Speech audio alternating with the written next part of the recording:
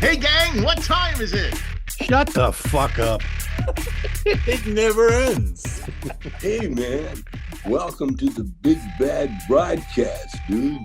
Penguin takes his car into the shop, and the mechanic says he needs an hour to check it out. What kind of car? What kind of... A damn Penguin car, all right? Anyway, he goes across the street to the 7-Eleven to kill some time and get an ice cream. Penguins love ice cream. Really? Sure.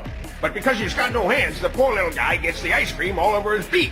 It's going somewhere. So he goes back to the mechanic. The guy tells him, looks like you blew a seal. The Penguin tells him, no, that's just a little ice cream.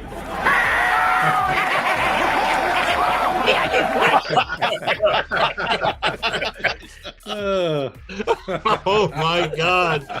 Good evening and welcome to the highbrow broadcast of, what do we call it again? Shut the fuck up. Shut the fuck up. Welcome to the Big Band Broadcast, and we got a great show for you today. We have Craig Mitchell. How you guys doing? We have Mike Grief. What's happening, people? Party people. Let's go. Yeah. Party people. And then we have a really old friend of mine, a guy that we did Really old. Wow. Really fucking old. Shut up, but this is an intro. I have a friend of mine on the show who we were on the Coors Light Comedy Commandos together. We worked cruise ships, we worked comedy clubs. Very funny guy from Kansas City. Everyone in Kansas City knows who he is. I was standing in Megan's Bay one day having a conversation with him. A woman walked by and said, "Are you David Naster?" And he goes, "Do I know you?" She goes, "Oh, no, I know your voice." There Wow. you go. Wow. That's a true story, right, David? Yeah. Megan's Bay. Megan's Bay. The time when my daughter is teasing John Ferrantino, who's 10 years old, and he throws her towel in the water. I go, "What are you doing?" He goes, "She gave me shit." I go, "She's 10, John." You got to teach kids early, man. Otherwise, you got to teach them early. Listen, I you know. forgot about that. Oh my That's God. Well, anyway, David's a comedian, and David also is an author. He's written probably 6 books now? Is it 6? 9. Books? 9 books. 9 books. Wow. 9 9 books. books, and the books. I think I've read 9 books in my life, and they were pamphlets. And the books are amazing. It's all about how comedy just makes things better. It's in your real life. simple. 5 words. Humor and laughter makes tough times better. Humor and laughter. No, 7. Humor and laughter makes tough times better. You just have to laugh. Yeah. So he's actually gotten out of the comedy thing and now does lectures and talks. And, Well, and not really, I not went to really. his one night, and this is a true story. We were on the ship, and he goes, "I'm doing a lecture," and I was like, "Oh God, help me!" And he goes, "You got to come," and I was like, "Oh, this is gonna suck." And I went.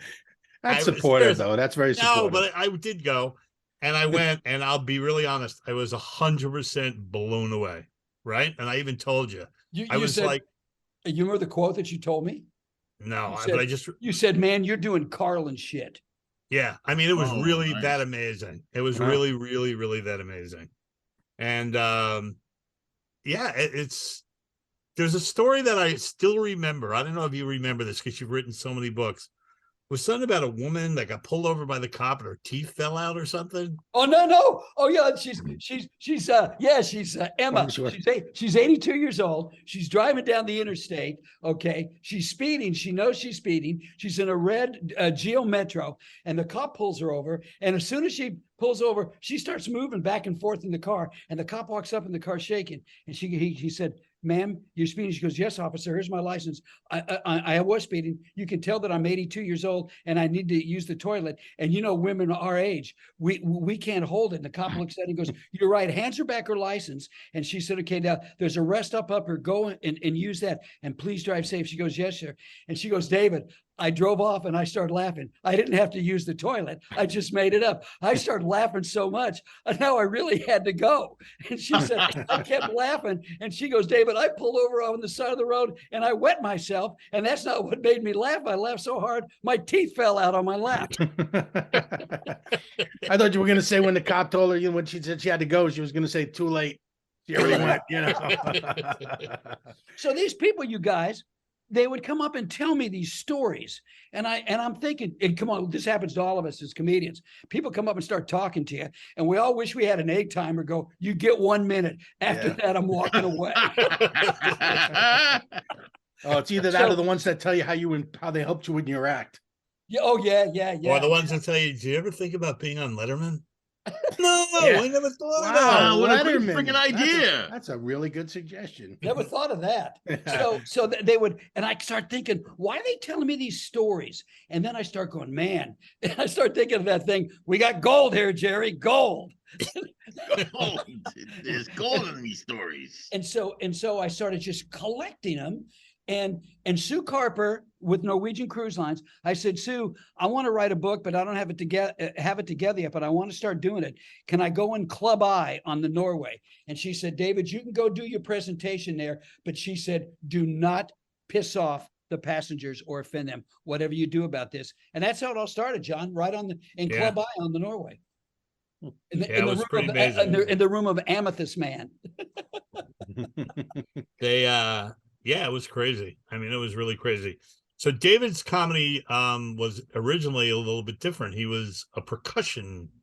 You got a degree in music, right? Or percussion? I didn't get a degree, but I was a percussion major, and I was actually truthfully a psychology major, and I figured I'd rather make fun of people than help them. So I became Oh my God. I was a man after my own heart. I'd rather bash their heads in than help them. I was a concussion major. Concussion major. I mean, here's the story. Here's one who's going to be a comic. So it's a psychology class, and we have a guy in there from the B.F. Skinner Institute. Are you guys familiar with B.F. Skinner behavior modification? And here's a story that happened. So I'm going to explain to you in 20 seconds what it took him almost an hour to explain. They conditioned a cow. They conditioned a cow to come into a trough. If the cow put its hoofs in certain places, then all of a sudden he would be rewarded. The sheep would be rewarded by food, and then an automatic milking machine would come up and start milking the cow. And I said, any questions? And I said, I have a question. He said, what's your question? And I said, so I repeated it. I said, so the cow puts its hooves in certain places? Yes. And the conditioned response is the food? Yes. And the automatic milking machine comes up and starts milking the cow? Yes. He goes, what is your question? I go, well, wouldn't the bulls keep cutting in line? Whack-a-bull. There you go. I was a psychology major too for a couple of years, so I know who B.F. Skinner is, and it's not Keds. Thank you. Yeah. So, man, did you hear Tina Turner? Yeah, Tina passed Turner, away, man, the queen of rock and roll. Yeah, she's great, man. Yeah, man, I was all upset, man. The gypsy, the acid queen with the greatest legs I've ever seen. I saw her perform 3 times in my life. I saw her open for Rod Stewart, and they came out and they did Hot Legs together. I saw her open for the Rolling Stones, and they did Brown Sugar. And then she did her solo concert. Was amazing. She was amazing. Great entertainer. Very cool, very cool. I never saw her. I saw a lot. Well, then again, I might have, because I did so much drugs and drank so much. I might have seen her lots of times and just don't remember. You know, very good. Is that a message for the youth? Listen, no, it's not a message. A Cautionary Tale by Mike Reed. That's the only reason I'm still alive. I'm well preserved. No. I've been clean and sober for 26 years. He actually saw That's Ted amazing. Turner. He saw Ted Turner sing. That's right. And he put his feet up on the milking machine, and he got milk. So he got the response, you know. So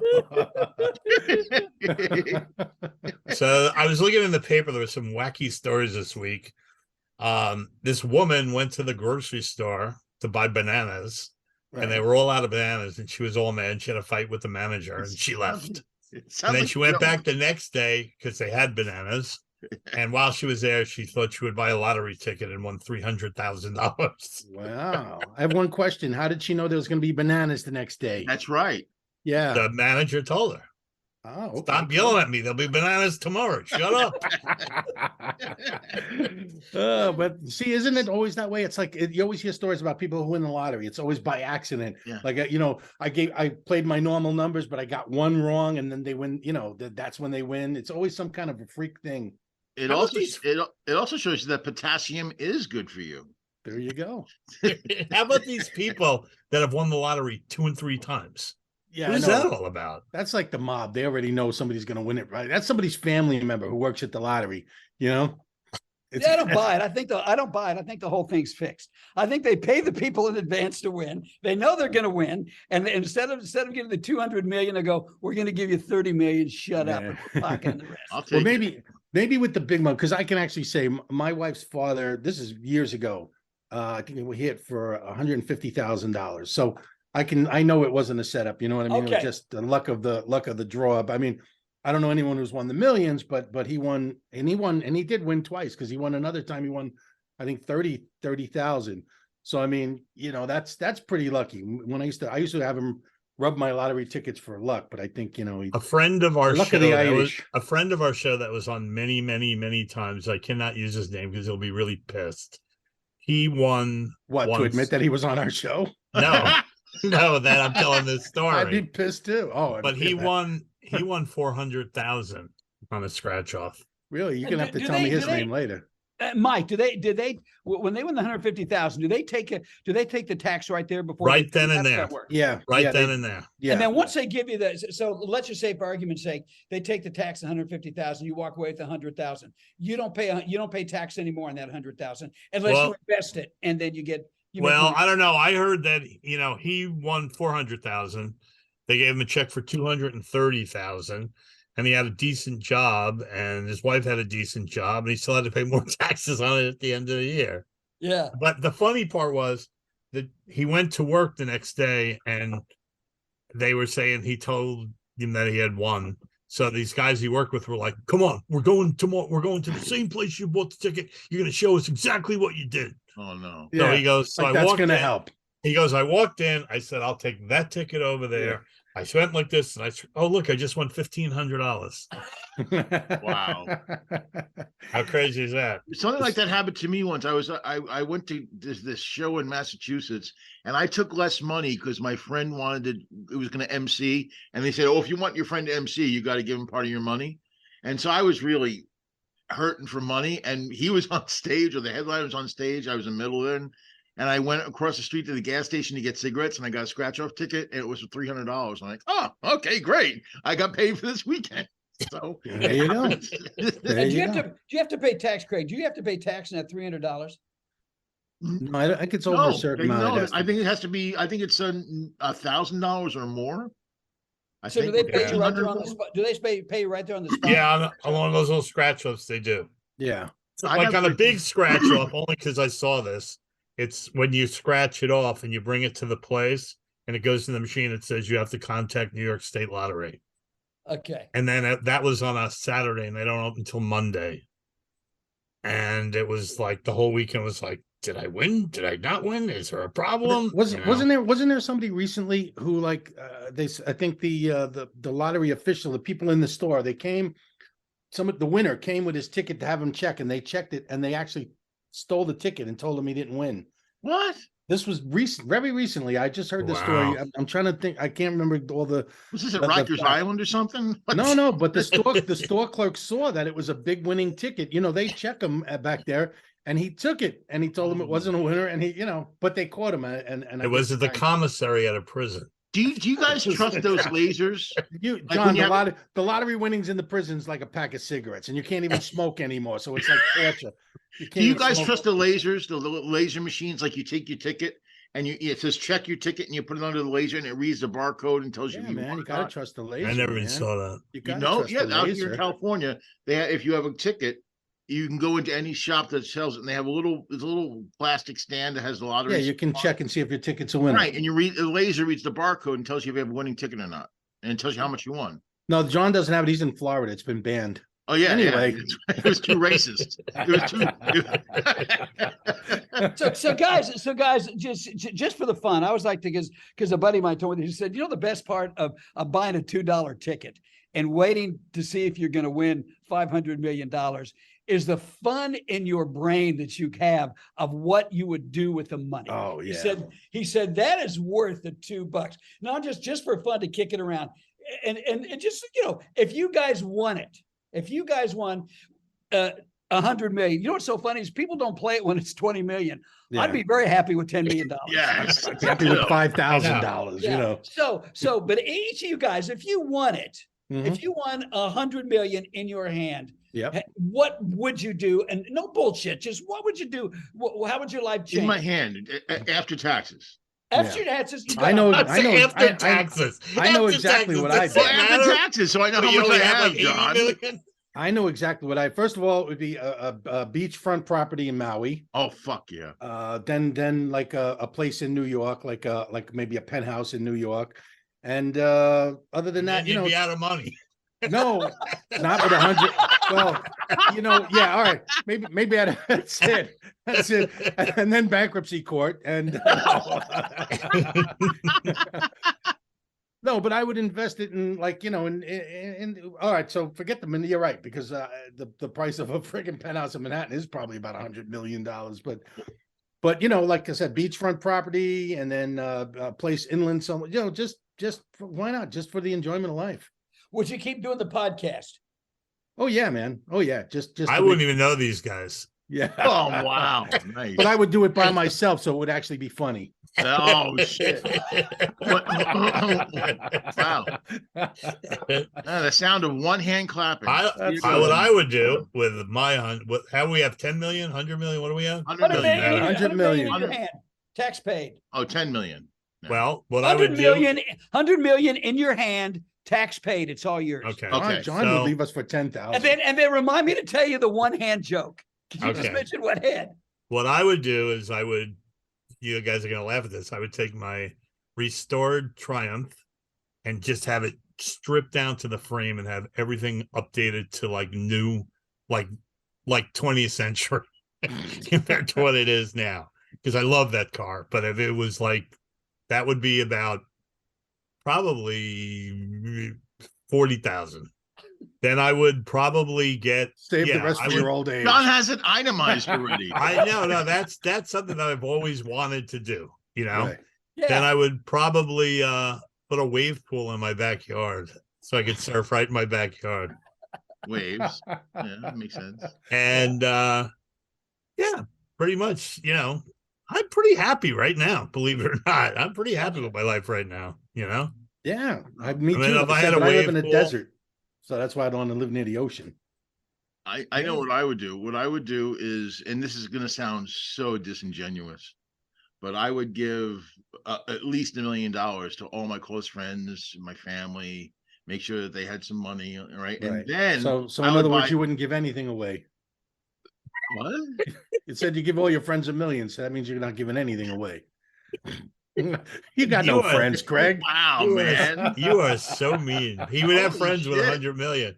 100 million, and I- he suddenly have friends. And what I would do is I would buy, because I would buy a house like 2.5 Men, a house in Malibu like that. I would Mhm. love that.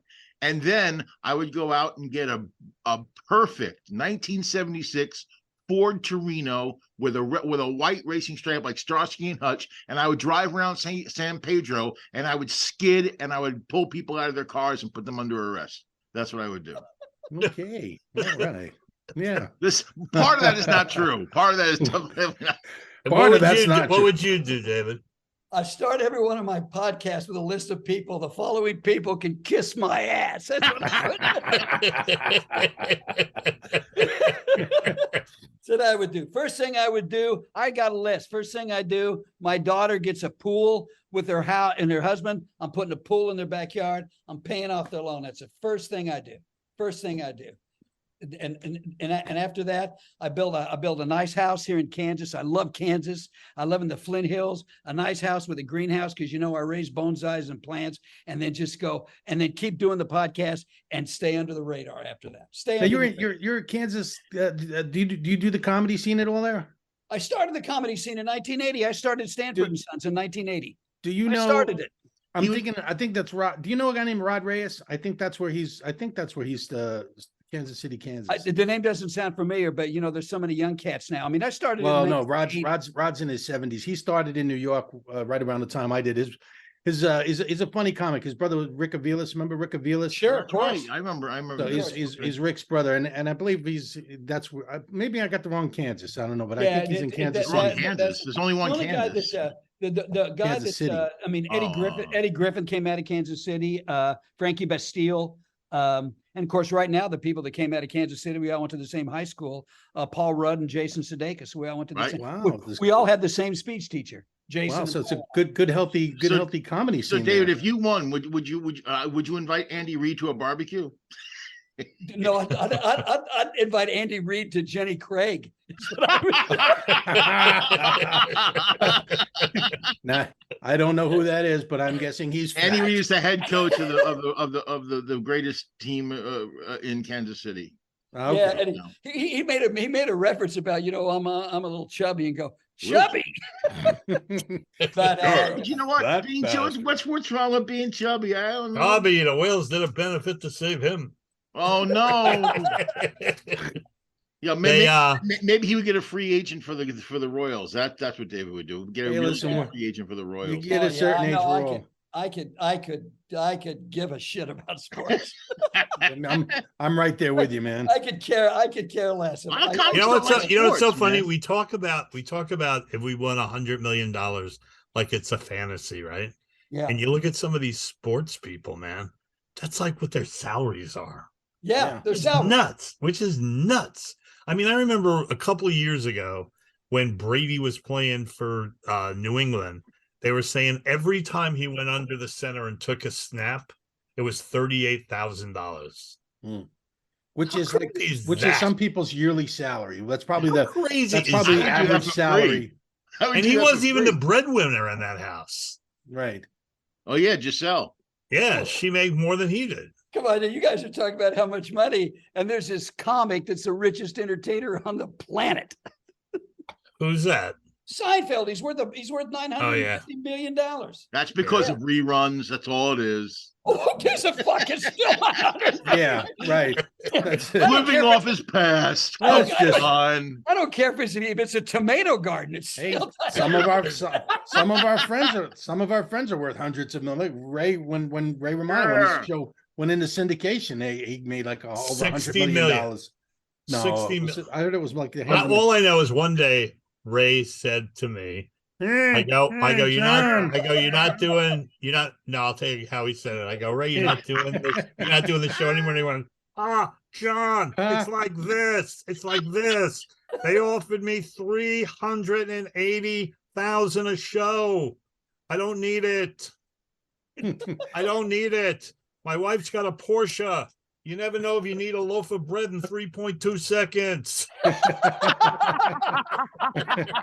Oh, I go, how's it going with your wife? It's those signs, John. Those telltale signs when your wife looks at you and goes, Ray, I hate the way you breathe.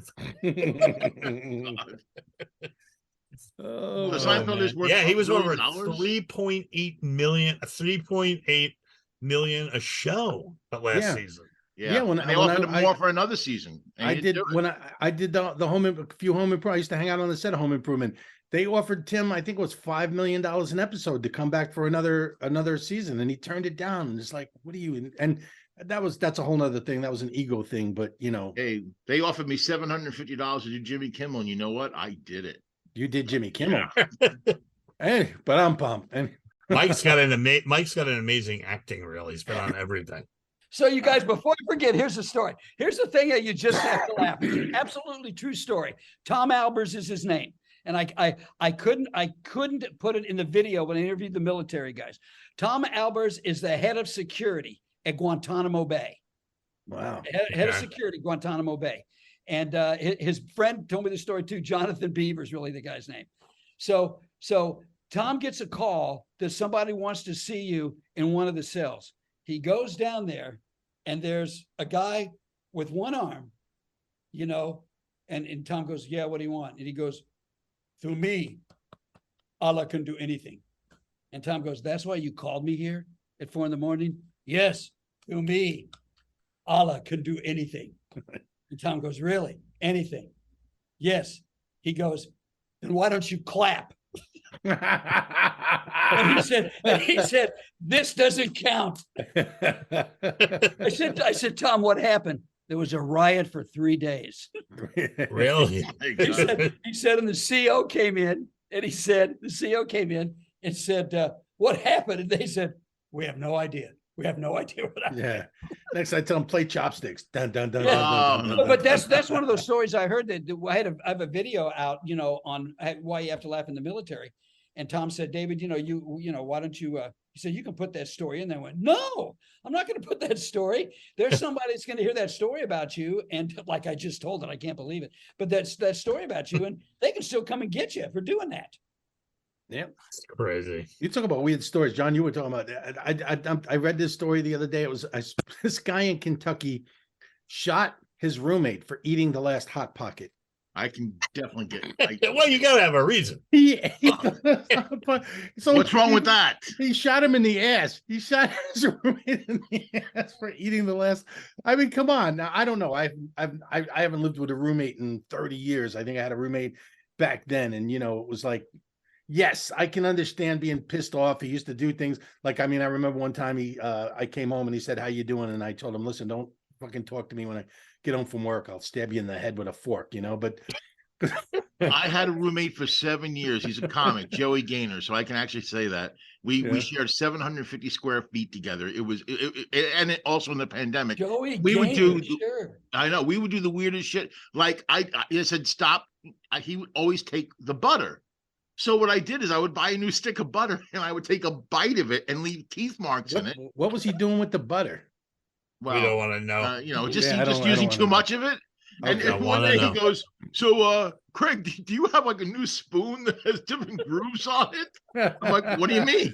He goes, "Well, the butter looks all fancy." I go, "I took a bite out of it, Joey." He's like, Oh "What? my I've been God. using that." Hey, at least you didn't dip your balls on it or something like that. I'm at the Comedy Store in Los Angeles. I was a paid regular at the Comedy Store in LA. And Joey Gaynor walks on stage. You know Joey, okay. Yeah, Joey Gaynor walks on stage. The first thing he says, "If there's any Jews here, don't take the centerpieces. It's not a bar mitzvah." No. I'm taking the Jordan Almonds though. Fuck that. Funny Oh, guy. funny. Joey's a funny guy. What year were you? What year were you hanging out at the? I was at store. I was at the store 80, 81 and went out there, and Mitzi liked what I did, and I'm doing the percussion. I'm Yeah. doing the wood blocks, and Mitzi liked it. Mitzi liked it and said, "We want you to be a non-paid regular." So I went out there as a non-paid regular. Don't you Absolutely love that true. shit? She's I'm making happy- a fortune and you're making nothing. I love And it. I'm not paid regular. So Barbara, who was running the joint, running for Mitzi at that time, she was doing the comics. And Barbara goes, "Dave, what do you?" I went in one day and I said, she, "What are you doing tonight?" I said, "I'm going to go hear some jazz." She goes, "You son of a bitch, I love jazz. Why aren't you taking me to go hear jazz?" "Okay, you want to hear jazz? We'll go hear jazz." She goes, "Let's do it Saturday night." So I go pick her up. We go out. First thing she takes me to a party.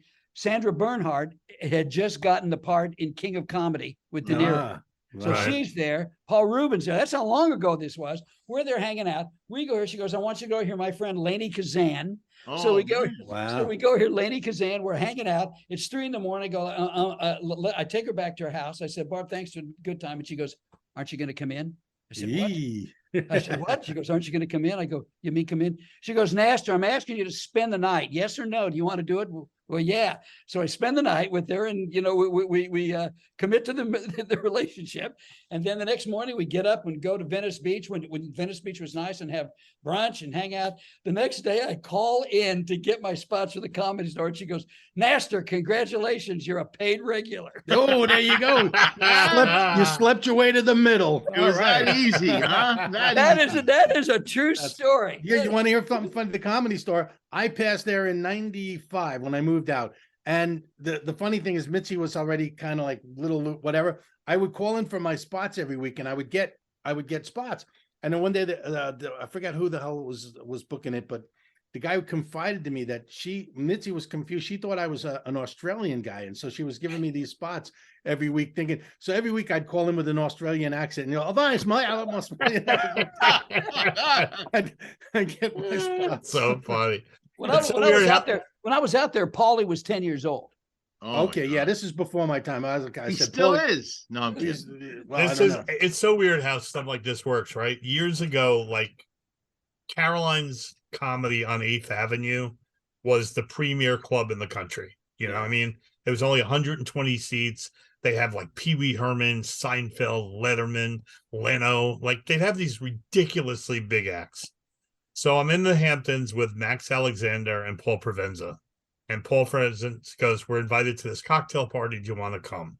So I was like, I don't know. He goes, "Just come." So we go to the cocktail party and I meet Caroline and I meet Neil Hirsch. And I'm hanging out with Caroline. And it turns out like we're the same age. We Those are knew- the people that own Caroline's. Right. And we know all kind of went to all the same clubs, didn't know each other, but know a lot of the same people. That's it. Go home. I get a call on Monday from Andy Talbert saying, "It's the weirdest thing just happened. Caroline called you and she wants you to headline the Avenue Room." Nice. See, And it's I who was you know. like, It's who what? you know.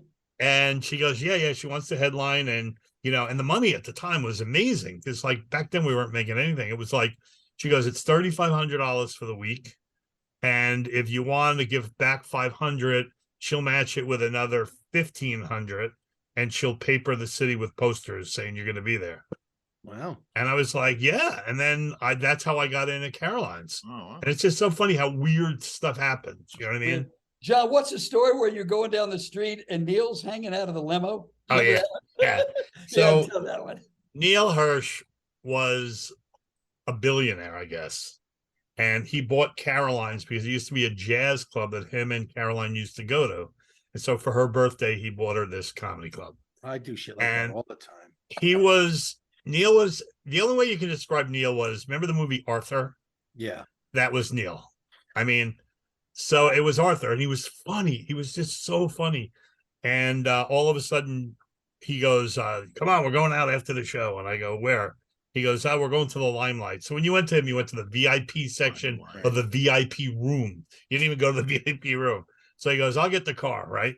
And all of a sudden, this Mercedes comes pulling up, and he's standing on the back seat with the sunroof closed on his crotch. And he's going, "Neil Hirsch, half man, half Mercedes."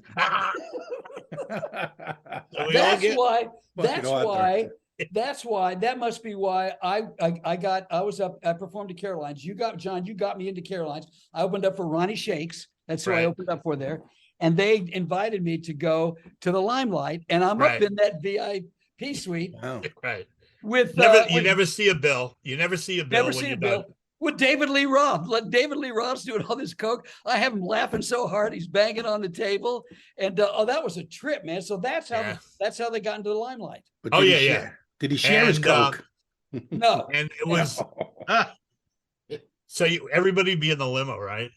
And he would go like, all of a sudden, this is like when sex lines first started, and he'd go, "Everybody be quiet." And he'd call a number, and the chick would be going, "Hey, I'm here." And he goes, "Are you naked?" And she's like, "Yes." And he goes, "Can you tell me what you look like?" And he's like, right. So she gets all done, and she's going, "Yeah, I'm touching myself." He goes, "Could you hold on a second? Your mom wants to talk to you."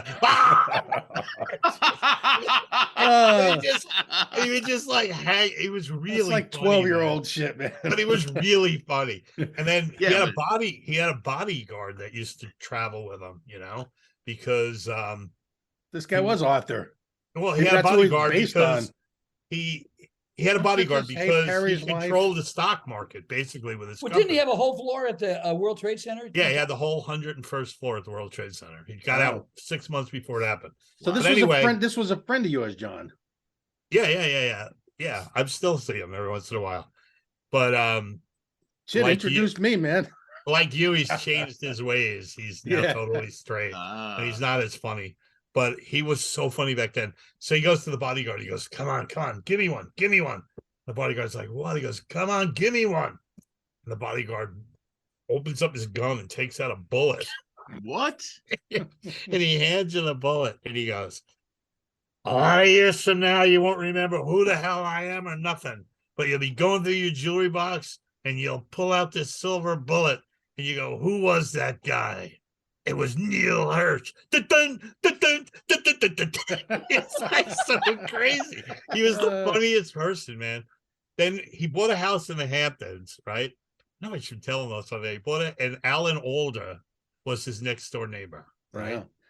So he goes to me, yeah, my next door neighbor's not really talking to me anymore. And I go, who's that? He goes, Alan Alda. I go, why? He goes, last weekend I had a couple of drinks and I rode down to his house on my canoe and I put a for sale sign on his house. Me and Paul Prevens were at his house on like Labor Day weekend in the Hamptons, where you can't get anything done. And we get there and Caroline goes, yeah, you know, Neil, he likes his toys. He just went out shopping. So he'll be back in a little while. And all of a sudden, two like 18-wheeler cargo trucks pull up. A boat comes out on a trailer, two motor scooters, a satellite dish. This is like one of those big satellite dishes back then. And the guy goes, well, the guy will be here in about an hour to install it. I'm like, I'm leaving Day weekend in the Hamptons. Money talks. That's like if you gave a 12-year-old $1 billion, what would you do? You know, it's like the question, right? And then the other thing I'll finish this up with, I was at Caroline's and Don King was in the audience. And I think that we talked about this on your bunch. Don King was in the audience. And I look at Don and I go, so Don, it's the word hairbrush mean anything to you? And it kills. It kills. So after the show, Don King, and he just started doing this. I am laying my hand upon him. He's be turning gold before your very eyes. I did it for Mike Tyson. I did, he's going through the whole thing. And I go, yeah, thank you, P.T. Barnum. So the show is over, right? And he comes up and he goes, I'd like to invite you to my show this weekend. He goes, in Atlanta, Georgia. So Neil goes, do you want to go? And I go, yeah, I'll go. And he goes, all right, then we'll go. And he goes, we'll take my plane. And I go, My plane. I go, I don't. He goes, we'll take my jet. And I go, I don't really like small planes. He goes, either do I. That's why I got a DC-9. Wow. Oh, God. So we go to his office at the World Trade Center, right? And he goes, Caroline invited like Bob Morton, Letterman, all these people to come, people that you should get to meet, I don't think Letterman's coming. He doesn't like to fly. So anyway, he goes, anyone got to use the bathroom before we go? And on his desk, he's got this brandy snifter, like huge, like 2-foot brandy snifter, filled with like silver chrome quarters. And you go into the bathroom, and he's got one of those quarter bathroom stalls. You got to put the quarter in to go to the bathroom. And he's got a little sign on the thing, quarters for the bathroom, $3. And he's just, we're on and he goes, sometimes they even let me fly the plane. And I'm like, oh my God. And Caroline goes, no, man. Put it on autopilot and he just thinks he's flying. He's like a kid sitting on his dad's lap. And I'm driving. Right before we leave, right before he leaves, he goes, I need to word with the pilot. The pilot comes in. This is so funny. He goes, so tell us about the plane. And he goes, well, it's a DC-9. We have special clearance. We can fly above commercial aviation. We can make it from New York to Atlanta. He goes, in 35 minutes. What? It's just like crazy. And he goes, yeah, because we fly above it. And he goes, and how fast do we fly? And he goes, well, we can fly probably almost 700 miles an hour. He goes, how much fuel does this thing burn? And he goes, well, probably a couple of 1,000 gallons an hour. So he leaves and Neil goes, all right, you heard him. So you figure it's got to be like, look, I'm just going to be cut to the chase. I'm going to pass around my hat. If you can all throw in $3 for gas. If you can all throw in $3 for gas, I really appreciate it. Guys, isn't that the truth, though?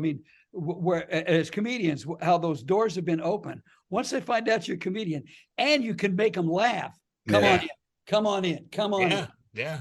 It's the truth, man. We've made a lot of relationships just by making people laugh because you know what? People want to hang out with people who can make them laugh and have a good time. And, Oh, yeah. So I promise to tell you this story. So speaking of Leslie Nielsen and that, I've got the Naster Blaster here. It's just a handheld whoopee cushion. Oh, excuse me, guys. That's what it is. We're like 12 years old. It still makes me laugh. I don't know. It's me. Well, even Carla, Carla did that in his act. Carla he would go, he would stop in his act and goes, time for some fart jokes. Nice. So I get asked to perform at the Harvey Korman Celebrity Golf Tournament. In the front row is Harvey Korman, Tim Conway, Carol Burnett, Jill St. John, Robert Wagner, Hal Holbrook, John McVeigh, Mick Fleetwood, Johnny Bench, and more. That's No just the pressure. front. That's just the front row. Oh So my I God. go out, and the opening line is, "Here's a quick impression of my dad," and I do that. Always gets a laugh. Money in the Bank. I don't care where it is. Right. Nothing. Nothing. Nothing. I do it again. Nothing. Nothing. And I went, and then I take it and I put it in my pocket, and I miss, and it rolls out on the floor. And I go, "Oh, this is great. I'm in front of all you people." And this happens. And Harvey Korman starts laughing his ass off. And I said, "Harvey, the only reason you're laughing at me right now is I started off and I'm bombing." Yep.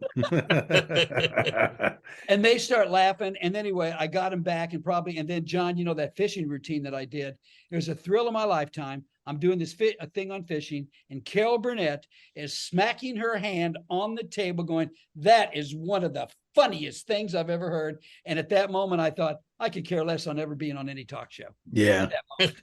Those are those moments, those magic moments, right? And then I get asked to go hang out with Conway, Korman, and Carol Burnett in the back room. And Tim Conway's busting everybody's balls. He's hysterical. But I found out the year before, Leslie Nielsen was there, had this, and did it so much, people hated him. Yeah. Oh, how funny. And I start off, and they hated it. Oh, Well, that's it's so true. weird. I remember watching him when he was on talk shows in the 90s. He did Yeah. it every show. And I'm thinking to myself, isn't this a little played out there, Mr. Nielsen? Yeah. You know, Oh, He didn't that's so care. funny.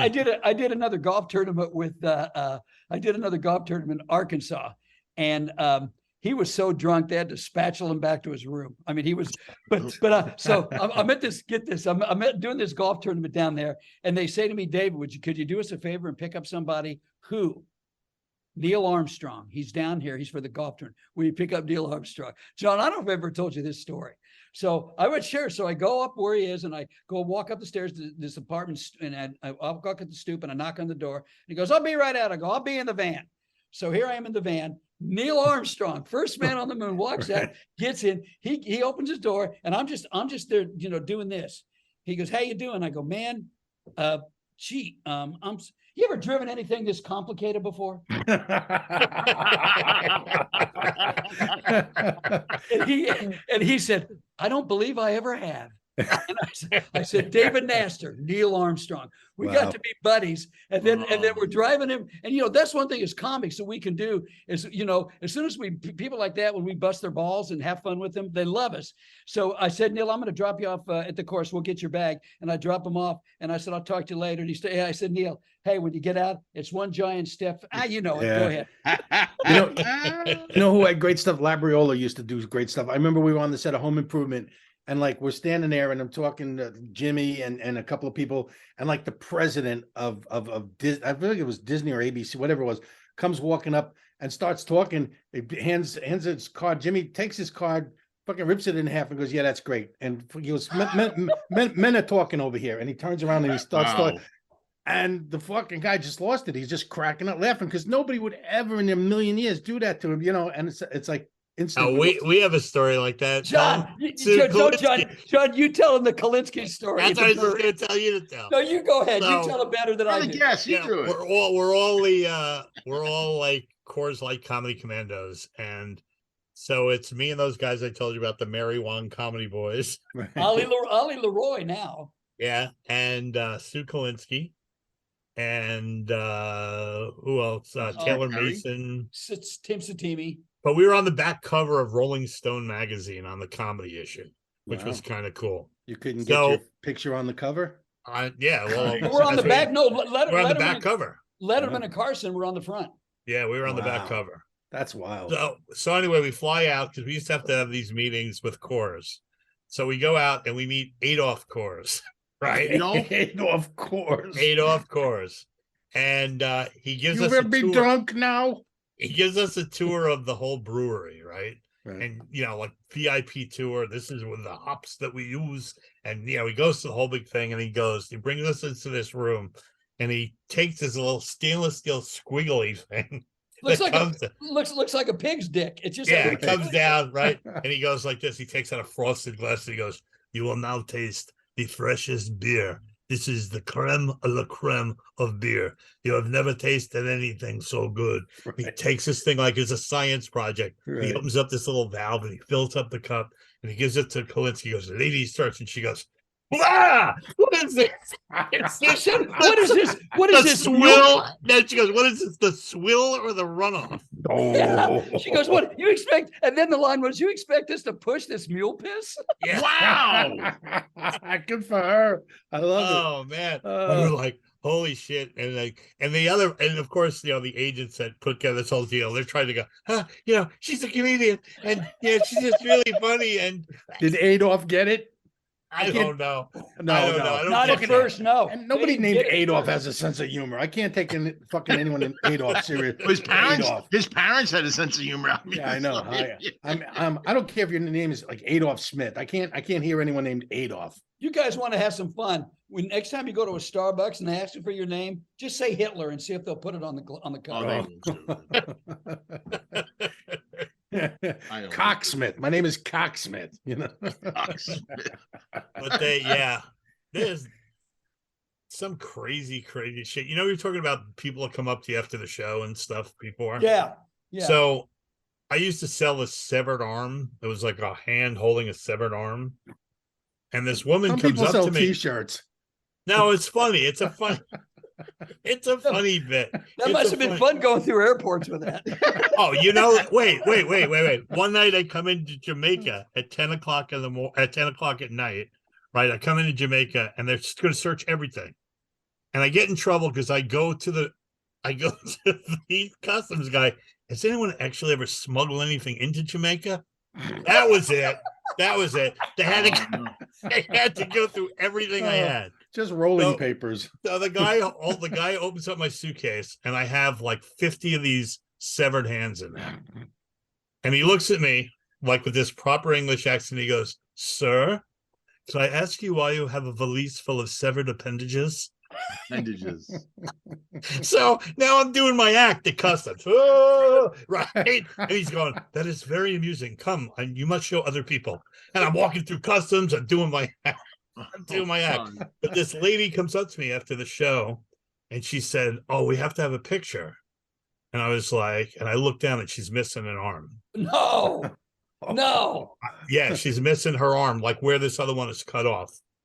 So I was like, "Are you sure?" She goes, "Oh, yeah, that's going to be a great picture." She goes, "Put it on." So I put it on and she's like this, like next to me, with just holding up the thing. You have that picture in your Facebook. I've seen it. Yeah, you've seen the picture. It's amazing. She was such a great sport. A great sport. At the book table, John, you just reminded me of a story of the book table on the cruise ship when I'd sell my books and farters. This guy walks up and he undid his arm. He unscrews, goes, "Hey, Dave, you need a hand?" Oh man. But I interrupted you before you told us the conclusion of the Adolf Coors story. So what happened with that? I mean, did you guys get fired? We were just no, she didn't. In fact, we just all just stood there in like disbelief, and she just started laughing.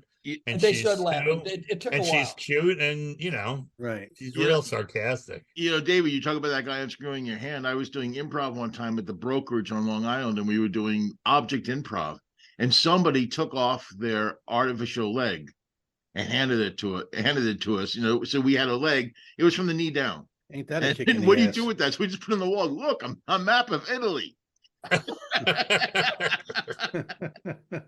I remember once I was working in at Bally's in Vegas, and my dad came to see me out for the weekend, and he pulls up and he calls me, and I go down to meet his cab, and when we pull up, there's a guy standing against the wall with a crutch under his arm, missing his right leg and his left arm. And my dad takes one look at him and goes, "I'm not gambling here." Oh shit! Oh shit! Oh well. So- I think Dad gets the last laugh. I don't That's know. hilarious. Oh my here's God. one of those stories that's a money in the bank when I tell this story, but it's a true story. This buddy of mine goes in to see, and this is why I start collecting the story. A buddy of mine goes in to see his best friend in the hospital, and this is a true one. Best friend gets his leg amputated to diabetes. Nothing funny about that. He goes in there. There's his best friend laying there with one leg laughing. he said, how can you laugh at a moment like this? He goes, how can I not laugh? And he said, read this card somebody sent me. The card read, get well soon. I hope you get back up on your feet. And they crossed out feet and wrote foot. Oh man. That's why. And so, Oh, and here it is. Here it is right here. The whole premise of what I do with You Just Have to Laugh. And he said, you laugh at that? He goes, how can I not laugh? That is how I'm going to deal with it. Well, here, Yeah, and it's and true. you'll, That's a you'll, great love, you'll love segue. this. My I'm sorry. father had quintuple bypass surgery. So he's cut, they cut, that whole, we call the zipper club, and he's laying there and I forget who it was, I don't know, it was anesthesiologist. Somebody came in with some kind of a bill for something. And my father just looked at the guy, he goes, just tuck it in the wound.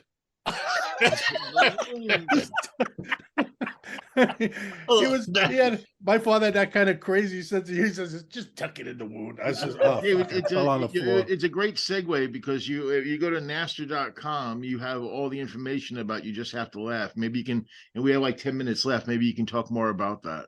Well, for example, it's how you laugh through difficult times. So, and I'm preparing next Tuesday. I'm not sure when the podcast comes out, but next week, May 31st, I will be out tomorrow, by the way. okay. May 31st, I'll be doing a presentation for the Connecticut Hospital Association. There I you do go. shows for hospital associations, and they have me come in with these people that are on the front lines and going, how the hell can we get through this stuff? How do you get through it? So I have all these stories and do presentations on how you laugh through life's most difficult times. Because there isn't anything, man, there's anything you can't give me that somebody has been through that I cannot give you a story of how they've got through it in the most difficult of times, the most difficult. So that's when I decided, I'm done with cruise ships. Cruise ships was great for me. It was a great industry for me. I met, great guys like Johnny, all kinds of people, but I'm done, mainly because I was sick of the lifestyle. It's the loneliest lifestyle on the planet. Yeah, without a doubt. But it's this, as Mike Saccone said, it's the silk jail. It's the silk jail. Yeah. So, and then I said, I'm just going to dedicate so that's why I came up with the podcast. So I interview people, how humor and laughter got them through the most difficult times of their life. And they're real people and they're funny. And, some of these people can say things as a comic we would never dream of saying. How they got hope you get back on your feet, and that kind of stuff. So that's what I do. So, and you give me, you tell me this isn't funny, man. You can tell me it's funny, but it is. Grandpa dies. This is all true. That's funny. Grandpa dies. Mike's entertained already. He wants his family there. This was told me by the best friend of the minister. The family is there, hospice is there, grandpa dies, the family starts the prayer circle. Well, I'll admit this is a sacred moment. As soon as they start praying, the phone rings. It's a landline. Nobody is going to answer the phone at this sacred moment. On the 9th ring, the recordaphone goes off, and you guys know whose voice is on the recordaphone. Right. Grandpa's, it's his house. And everybody hears, hi, I'm not here right now.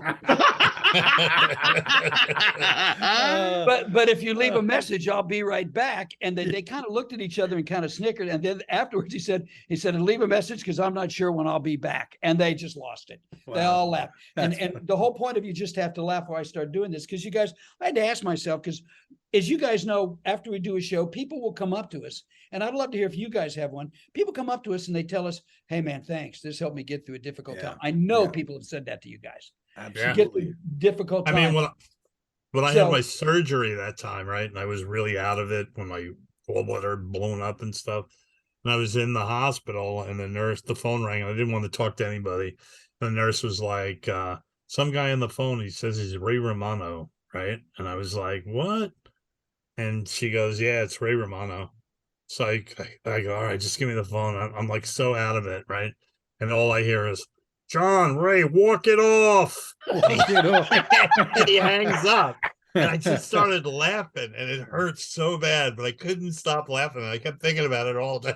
What an awesome, that's an awesome thing you have, though. I hear what you're saying. I know during COVID and everything, there were a lot of people like nurses and things like that. I think that's incredible that you can go out there and show people how, because there are a lot of people out there despairing. There's a lot of people that are depressed. These are hard friggin' times we're living through. And I've had that, like you said, where people will come up and they're almost in tears and they hug you. They feel like they know you after a show. and they hug you and they go, you don't have any idea how much I needed to laugh. And, you know, and you're that's amazing. I love what you're doing.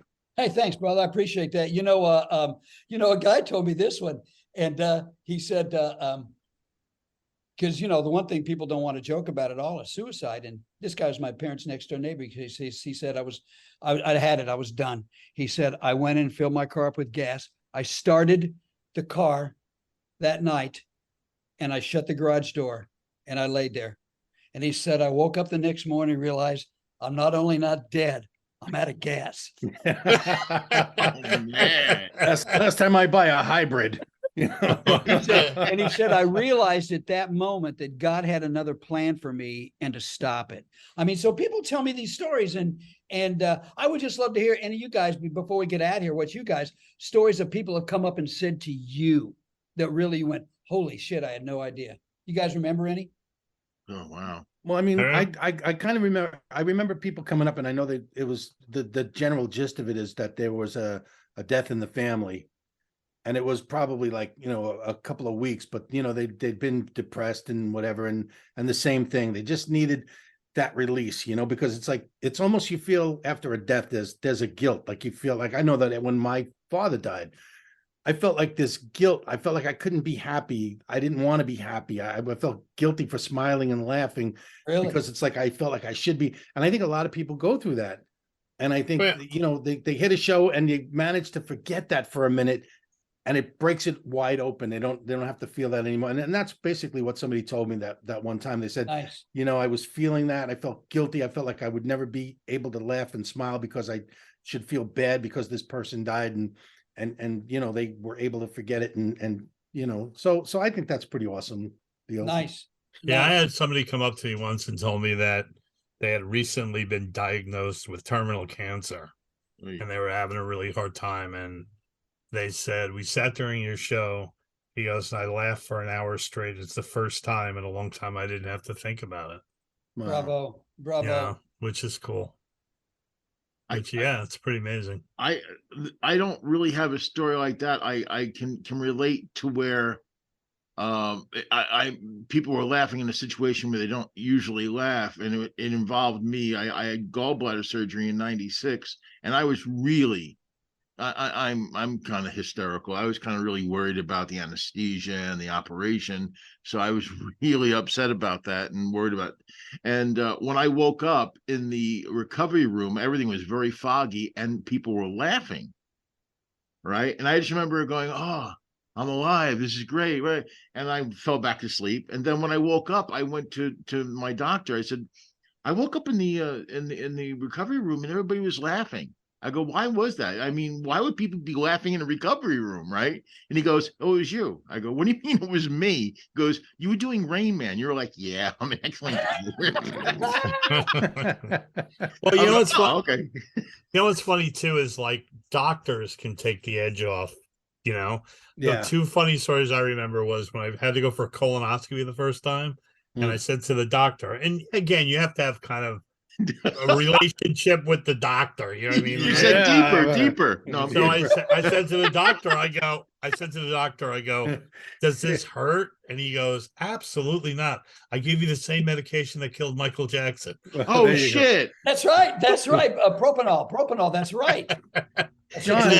John's first colonoscopy was so long ago they were using those Polaroids. They got to shake them. It was the other one. They had to shove a sketch artist up his ass. This is my favorite one ever. When Margie was pregnant, right? It was like her 6th month, and we're in the doctor's office, and this doctor was really funny. His name was Dr. Horn. He used to be a trumpet player actually on a cruise ship. Dr. Horn? And his name was Dr. Horn. Anyway, this woman comes out, and I mean, she looks like she's 13 months pregnant. And she comes walking out, she can barely walk. She's got her hands on her stomach, right? And she walks into the room, and then he walks out and yells across the waiting room to the receptionist, Sarah, this one will definitely be needing a note for Jim. Like, and the whole waiting room just cracks up. Oh my God. Yeah, John, did you ever meet my dad on any of the cruises? I remember your dad was a great guy. I don't know if you ever met my dad. No. I got off a ship and they said, you come home, your dad's got brain cancer. So I get home and I said, what do you think, Pop? And because my dad and I were best friends. And he said, what do you think, son? I go, what did the doctor say? He said, well, maybe 2 months. He goes, what do you think? And I said, Dad, I think you're on the 18th tee box. And I think you just need to play this hole out as long as you can. You need to enjoy it and go for as many strokes as you can. And my dad says, son, I had prostate cancer for the past 2 months. I haven't had anything resembling a stroking going on in my life. So, I mean, that's the kind of sense of humor we had. Yeah. 2.5 days before he died. This is where I get it from my pop. 2.5 days before he dies. We didn't know he was going to die so quick. We go in there and I'm talking to my dad. He's on steroids. He sounds like, Vito Corleone. And so he says to the doc, he goes, how long I got? And the doctor says, Howie, maybe a week, maybe a week and a half tops. And my dad looks at me and goes, what do you think, son? I said, son, Dad, I think you're pitching up on the green, but you're not putting out yet. My dad kind of laughs. And the doctor goes, what are you talking about? And I said, well, we have this golf analogy to kind of have some fun with all this. And the doctor says to my dad, he goes, oh, Howie, I didn't know you like golf. What's your favorite course? And my dad said, inner. And he said, and he said it that fast. And I tell that story when I do presentations, because those are the moments, gentlemen, that we grab onto. Because after our parents, like your dad, Mike, after your dad passed, you think of those moments, and those are those laughter moments that get you through the grief. Yeah. Right. Yeah. I mean, when Bob Woods, who was like one of my best friends in comedy, and I called him the night before he died, his gallbladder ruptured and he died. And we talked almost every night. And he said to me, it's so funny. He goes, I go, hey man, what's going on? He goes, I'll tell you what's going on, man. He goes, everybody went out to dinner. I stayed in. I'm not sure.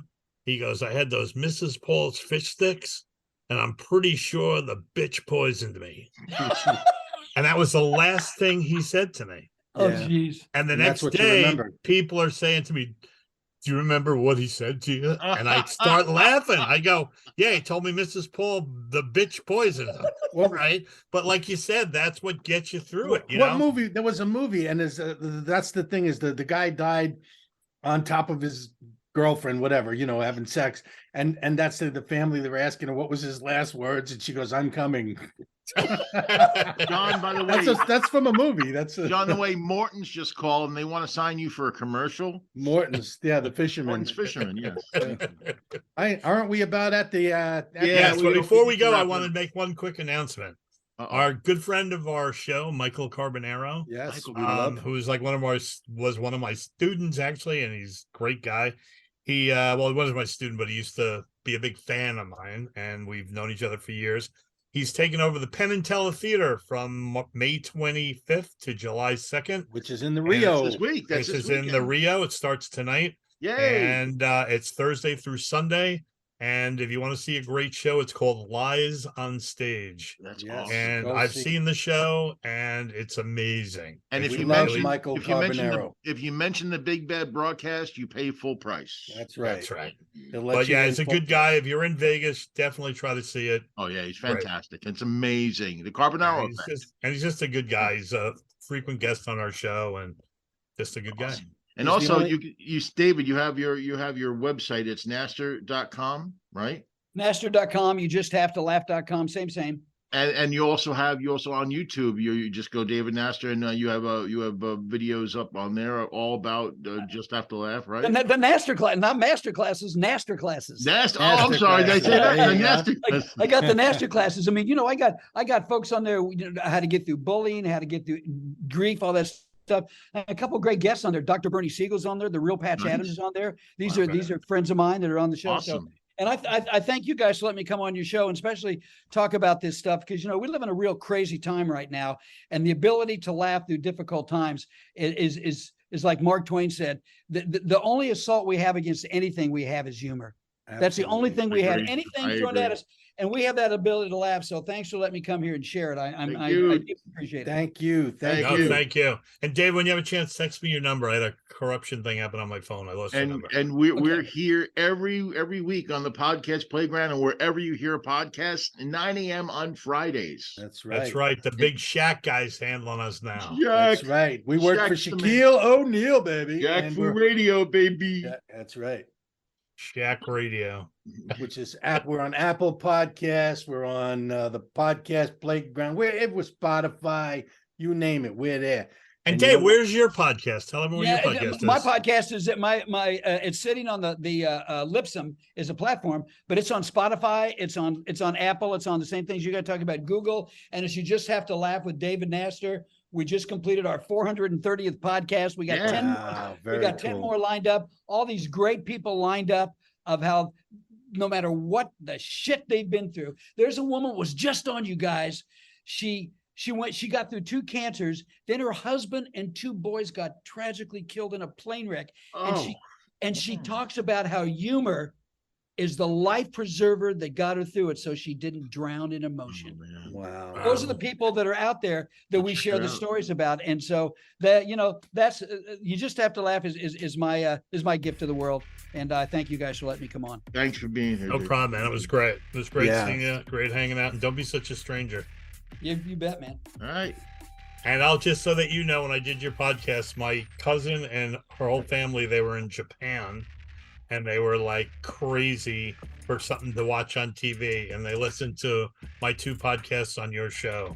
Yeah, And yeah. they were- Isn't it a trip, you guys, with this? I got the analytics back, and all of a sudden, I get that my podcast is heard in 52 different countries, and I go, what?